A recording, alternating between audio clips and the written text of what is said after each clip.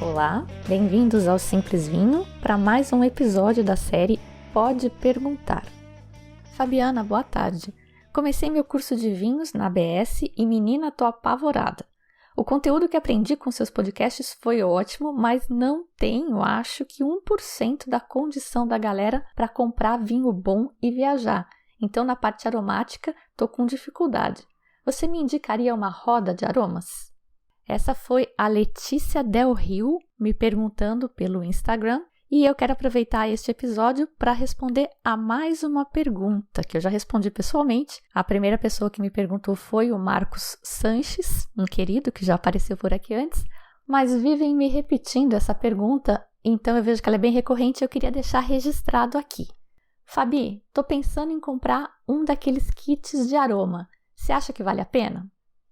Então, a gente vai falar hoje sobre os aromas dos vinhos, a sua importância na apreciação dos vinhos, a sua subjetividade, vai falar de kits de aromas, será que vale a pena comprar um kit? Será que agrega?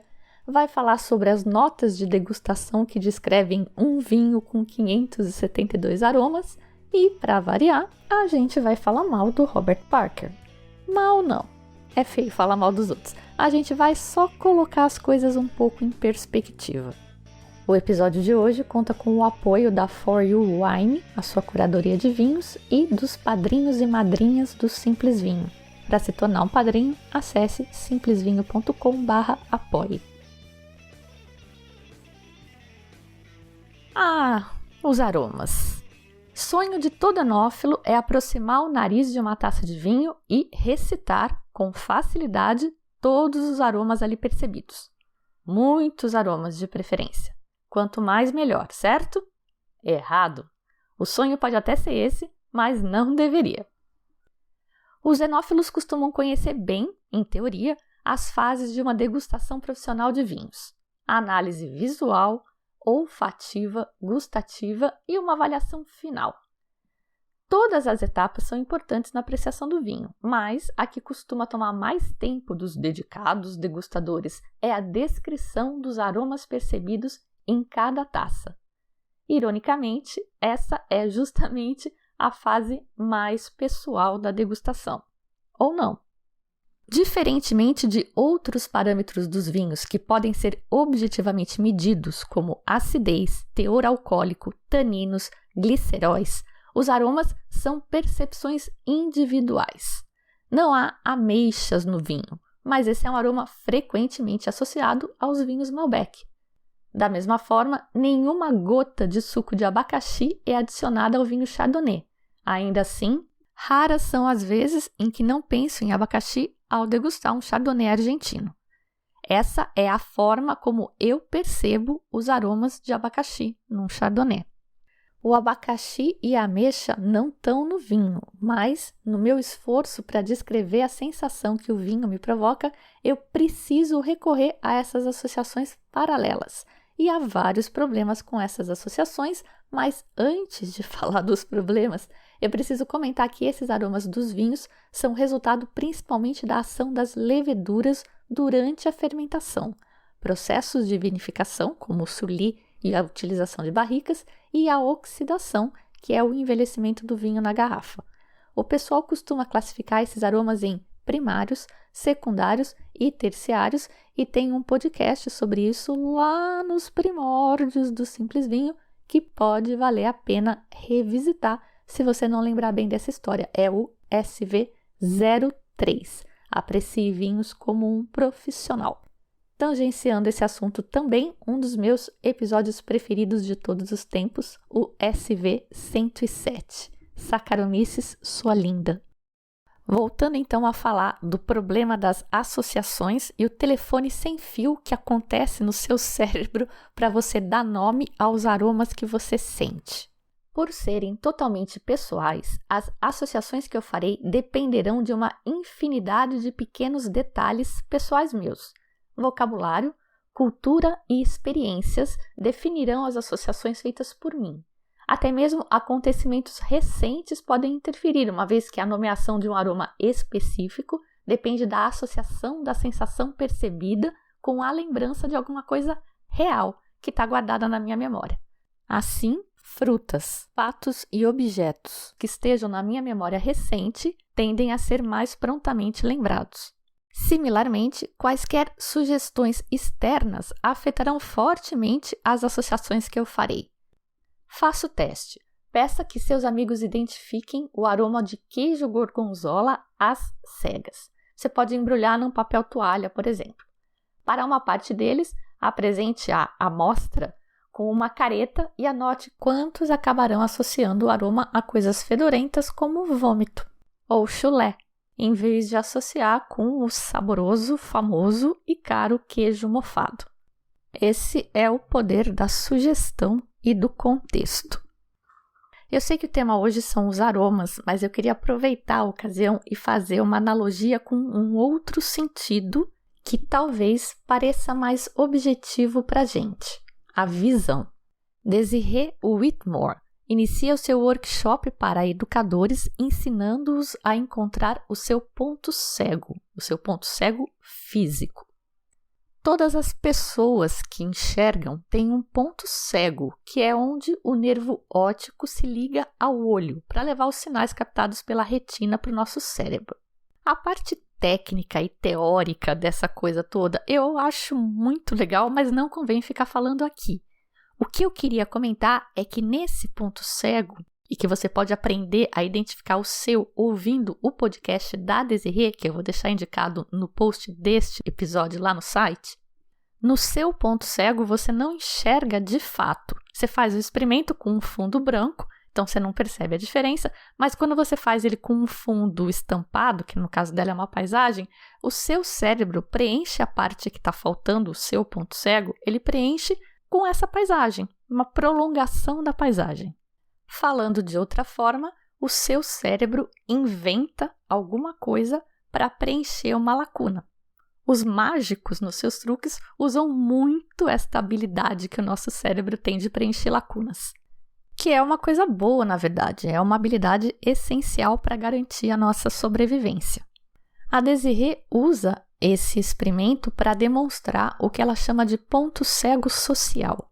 Ela faz também outros experimentos de visão, em que as pessoas têm que olhar alguma coisa e descrever o que estão vendo, com o objetivo de sensibilizar os educadores, que são o público do workshop dela, que eles não podem assumir que as pessoas todas olham para a mesma figura que você e veem a mesma coisa que você. Você tem que perguntar para a pessoa o que ela está vendo, porque cada pessoa está vendo uma coisa. Tem um monte de brincadeiras dessa na internet, vocês já devem ter feito várias. Alguns dos nossos sentidos podem dar a impressão de serem mais padronizados que os outros. Talvez sejam um pouco mais, mas se você olhar com uma lupa, você vai ver que também não são padrão. Uma maçã vermelha para uma pessoa daltônica pode parecer cinza. Isso acontece por uma deficiência nos cones, que são células fotossensoras existentes na retina. De forma análoga, o nosso paladar e sistema olfativo também podem apresentar células defeituosas. No caso do sabor, você tem toda a anatomia da boca de cada um, você tem a língua, as papilas gustativas, você tem a composição da saliva de cada um. Tudo isso vai interferir em como cada um percebe o sabor do vinho ou da maçã ou do que for. Esses sentidos, a visão, a percepção do sabor, eles têm uma conexão mais direta com o cérebro. No caso dos aromas, é ainda mais complicado, porque a conexão não é tão direta e você tem que fazer aquela analogia. Você sente o aroma diretamente, mas para descrever, você precisa puxar no banco de dados da sua memória uma analogia que te lembre aquele aroma, aquela sensação que você está sentindo. Tentativas de contornar a óbvia impossibilidade de transmitir em palavras as sensações pessoais de um indivíduo para outro abundam. No caso específico dos vinhos, eu acredito que as duas iniciativas de maior impacto sejam a Roda de Aromas, da Anne Noble, e a SAT, S-A-T. E eu já vou falar mais dessas duas iniciativas que eu considero as duas mais relevantes para o nosso mundo hoje, mas eu queria antes falar de outros 3 caras que tiveram iniciativas semelhantes. O comerciante de vinhos francês André Simon, o famoso enólogo Émile Peynaud e o leiloeiro britânico e Master of Wine Michael Broadbent. Todos eles compilaram glossários de terminologia de vinho que eles consideravam aceitável e foram, claro, influenciados pelos seus respectivos backgrounds. O objetivo deles, claramente, era educar e informar os colecionadores e entusiastas que queriam saber como apreciar o seu vinho, mas também queriam saber falar sobre ele de forma compreensível. A maioria dos termos que esses 3 compilaram tem a ver com aparência, acidez, tanino, equilíbrio, sensação na boca e retrogosto. A Anne Noble, professora de vinhos da Universidade da Califórnia, identificou a necessidade de um vocabulário de degustação comum para ser usado pelas pessoas na indústria do vinho. Aí, em 1984, ela criou a Roda de Aromas de Vinho, contendo mais de 80 descritores de aromas. Embora isso possa ter sido, em parte, uma reação ao Robert Parker e ao uso de um vocabulário bombástico nas notas de degustação que estava começando naquela época com a ascensão das revistas especializadas em vinhos, o objetivo da Anne foi principalmente didático. A roda de vinhos tornou-se uma espécie de sucesso comercial, gerando imitações e atraindo a atenção tanto de bebedores de vinho inexperientes quanto especialistas. A roda de aromas da Noble consiste em 3 círculos concêntricos e o grau de precisão dos descritores aromáticos aumenta de dentro para fora do círculo.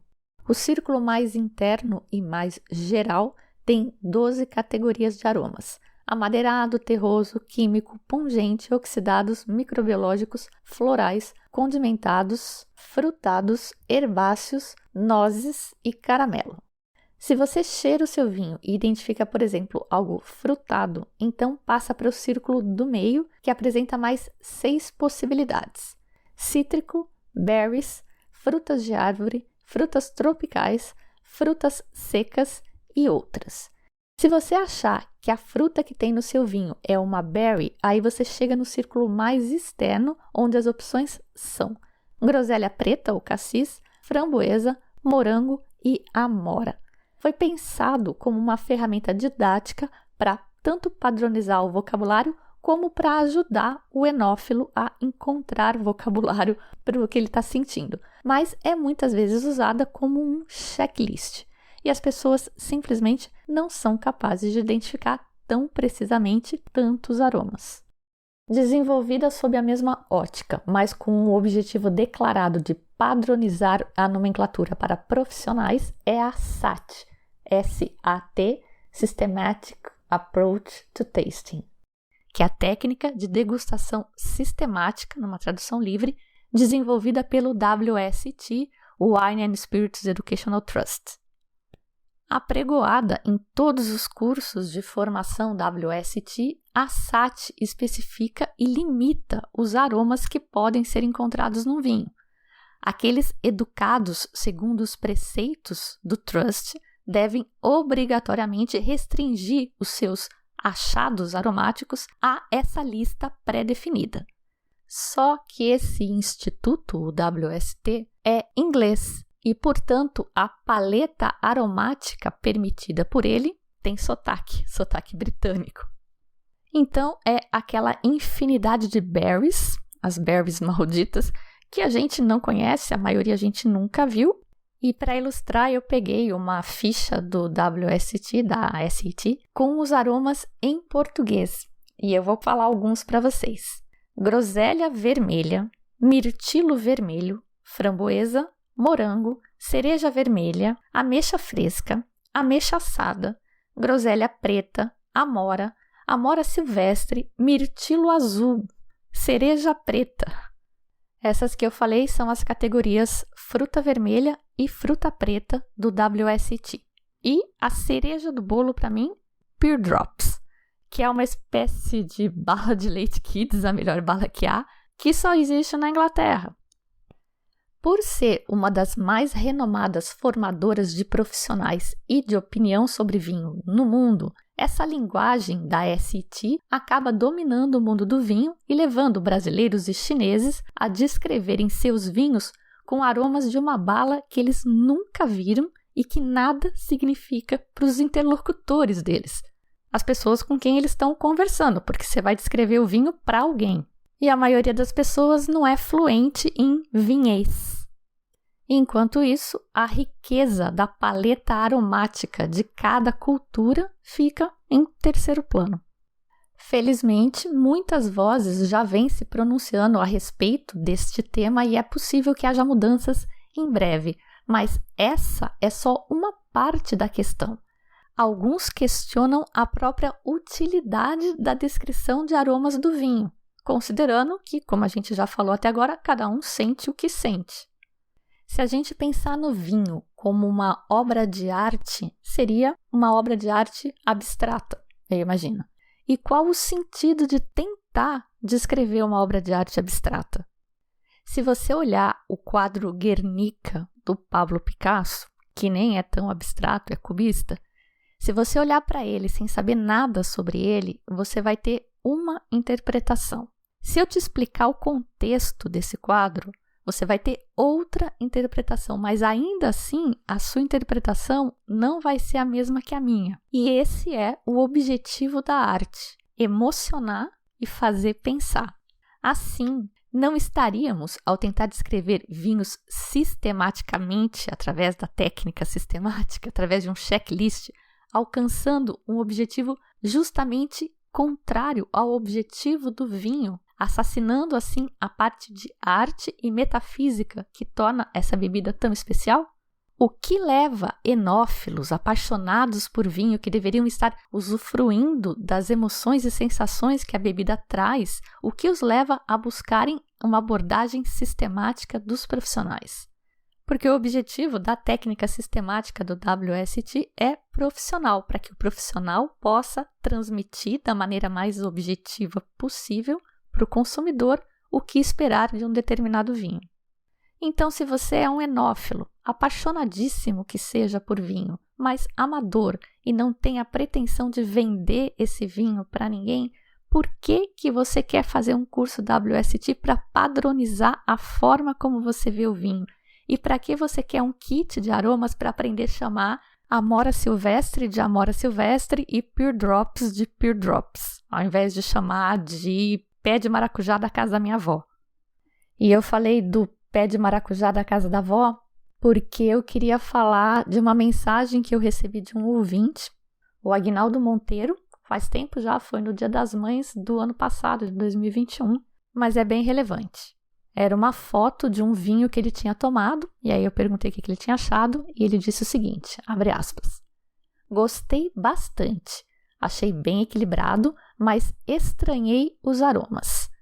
Senti algo que eu nunca tinha sentido e nem nunca ouvi alguém dizer que sentiu em vinhos. Senti logo de cara aroma de castanha do Pará. Pode isso? Depois, senti aroma de suco extraído da casca da jabuticaba. Na boca, esse suco de jabuticaba ficou mais forte. A minha mãe fazia suco deixando a casca da jabuticaba curtindo na água por dias e depois colocava açúcar e ficava uma delícia." Fecha aspas. Castanha do Pará e suco de casca de jabuticaba igual ao que a mãe fazia. Isso faz algum sentido para você? Aroma do suco da casca de jabuticaba da mãe do Aguinaldo? E Pure Drops, faz mais sentido? Eu achei essa mensagem maravilhosa porque aconteceu na véspera do Dia das Mães, o vinho fez ele lembrar da mãe dele, do suco da mãe dele, e cara, se não é para isso que a gente toma vinho, eu não sei para que é. Eu quero esse vinho que me faça lembrar de um momento, de um lugar, de uma viagem, de uma amizade, de uma pessoa. Isso é mágico e o vinho pode ser o instrumento que vai te ajudar a acessar essa sua memória. Que tal então pararmos de levar o vinho tão a sério e passarmos a aproveitar a magia do vinho? a sugestão de rodas de aroma para estudar e sobre a utilidade dos kits de aromas, algumas notas curiosas sobre fatos científicos e críticas ao RP depois da pausa do patrocinador. Uma pequena pausa agora para contar uma novidade, notícia boa. Esse episódio conta com o patrocínio da For You Wine, que acredita e apoia o Simples Vinho. O projeto da For You é super alinhado com essa ideia que a gente passa a beber melhor, escolher melhor, quando aprende sobre vinhos. Só que ao invés de ensinar sobre vinhos, eles selecionam vinhos exclusivos de uma forma criteriosa e trazem para você direto da origem, facilitando assim o caminho árduo de encontrar vinhos diferentes, interessantes, que mereçam a nossa atenção e, claro, caibam no nosso bolso. Provar um vinho da For You é uma experiência que vale cada centavo. Lá eles têm um comitê liderado pelo Dirceu Viana Júnior, que a maioria já pelo menos ouviu falar, é o único Master of Wine de língua portuguesa do mundo. Esse comitê degusta os vinhos às cegas. A única informação que eles têm é o preço. E o comitê decide se esse vinho merece ou não chegar até você, amante do vinho. Todos os vinhos do portfólio passam por essa seleção e o processo é repetido a cada safra. As fichas técnicas de cada vinho e as notas de degustação do pessoal do comitê ficam disponíveis no site da For You e são muito legais. Na última seleção foram 3 Masters of Wine que formaram esse comitê e a gente vai falar mais desse processo por aqui ainda porque é um baita diferencial. E vai rolar desconto também, 15% off com o cupom SIMPLES4U, tudo junto, 4 numeral, e frete grátis dependendo da sua região e valor da compra. Quando você se cadastra no site, passa a receber ofertas semanalmente com vinhos em destaque. O site é www.4, o número 4, u.wine, W-I-N-E, de vinho mesmo, não tem .com. De volta ao show agora. Algumas considerações científicas para ter em mente antes de responder as perguntas. Pesquisas nem tão recentes já comprovam que somos incapazes de identificar mais que 3 aromas em uma mistura. Portanto, conforme eu falei para a Letícia Del Rio, está autorizadíssimo, aliás, a chamar de Big Fat Liar aquele enochato que vomita 32 aromas quando ele vai descrever o vinho dele. Impossível, cientificamente comprovado. Um intrigante estudo de vinhos de 2006 descobriu que os especialistas têm tanta dificuldade quanto os novatos em isolar e identificar sabores e aromas individuais em misturas. Os participantes provaram misturas líquidas com várias combinações de sabores, doce, salgado, azedo e cheiros de canela, grama, removedor de esmalte e por aí vai. Quando mais de 2 aromas eram combinados, os participantes tinham que se esforçar muito para tentar identificar algum dos 2. Uma mistura com 4 componentes aromáticos reduziu a taxa de acerto para o nível do chute, sem diferença discernível entre especialistas e novatos. Pesquisas mais recentes, motivadas pela Covid, mostram que alguns pacientes que se recuperaram passam a confundir aromas que eram agradáveis com aromas desagradáveis, esgoto, podridão, etc., onde deveria ter um cheiro bom de café recém-passado, por exemplo, colocando mais sombra em nossa capacidade real de identificar e descrever aromas.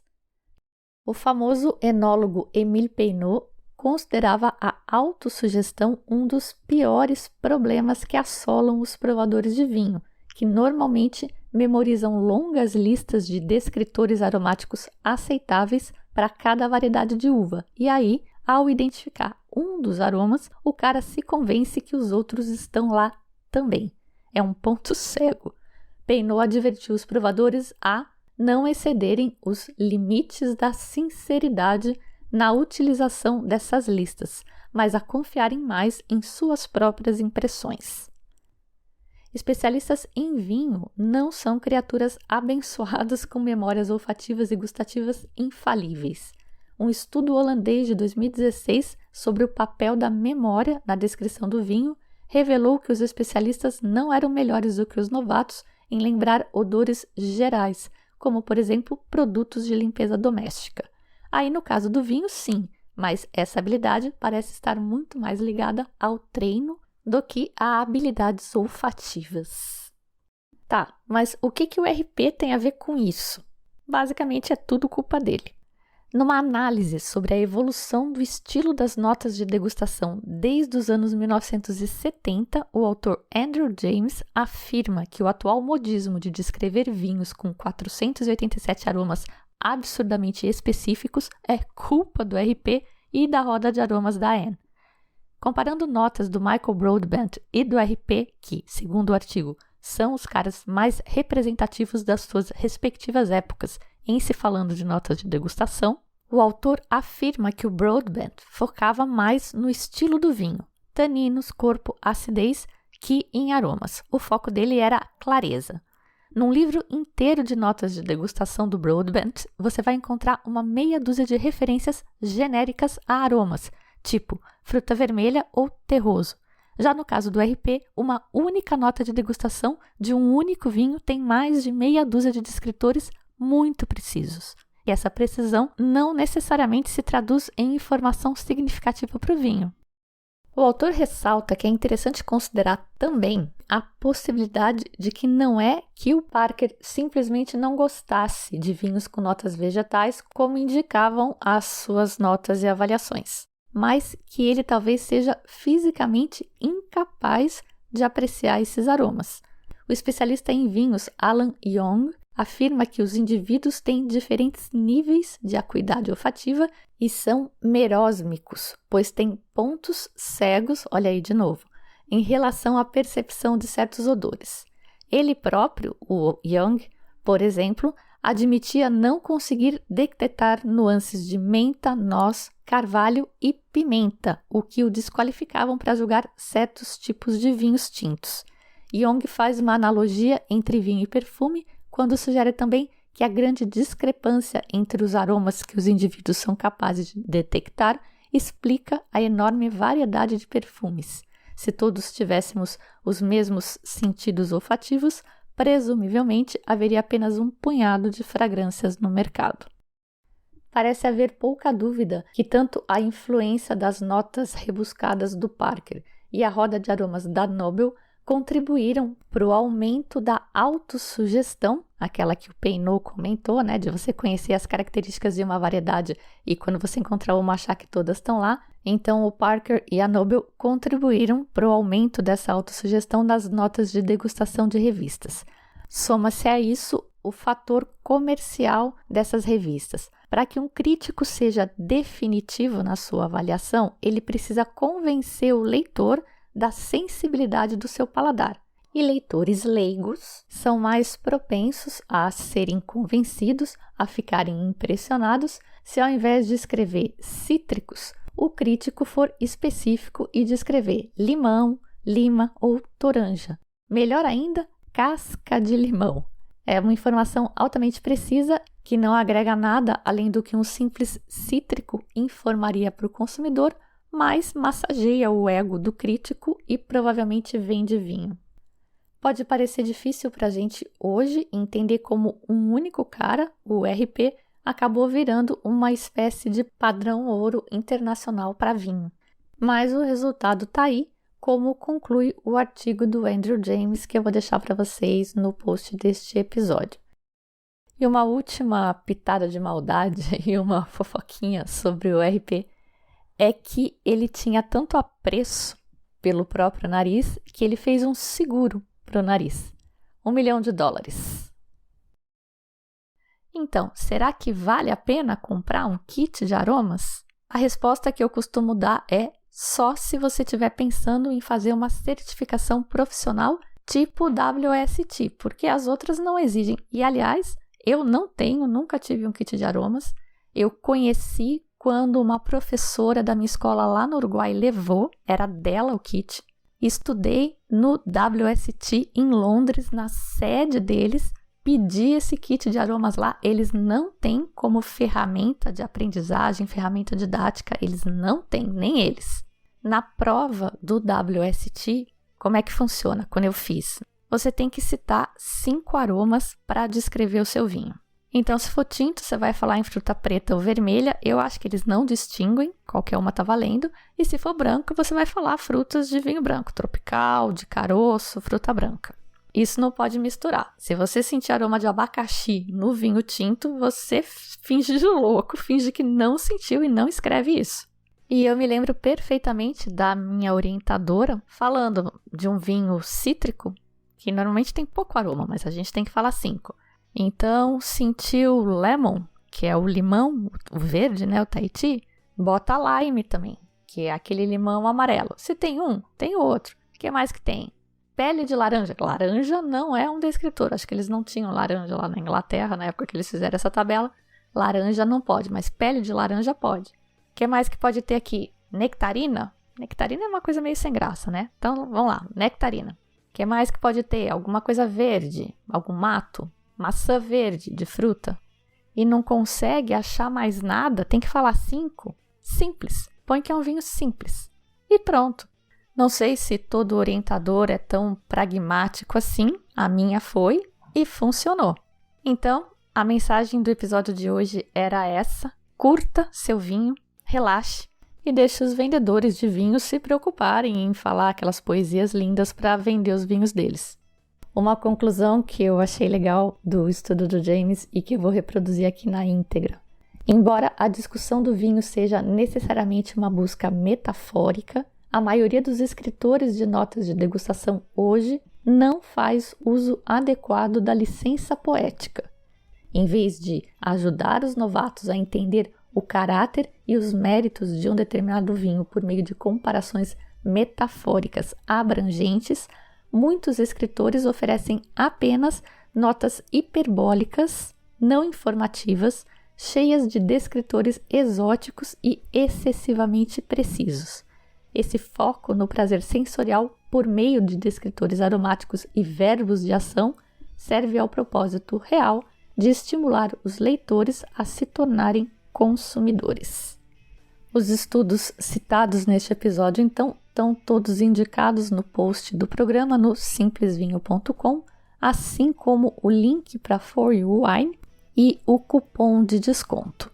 Aproveitando essa parceria com a For You, a gente vai ter então acesso também ao Dirceu Viana Júnior, que a cada episódio vai apresentar um dos vinhos do portfólio e responder perguntas. O próximo é o Quinta da Giesta 2019 Rosé.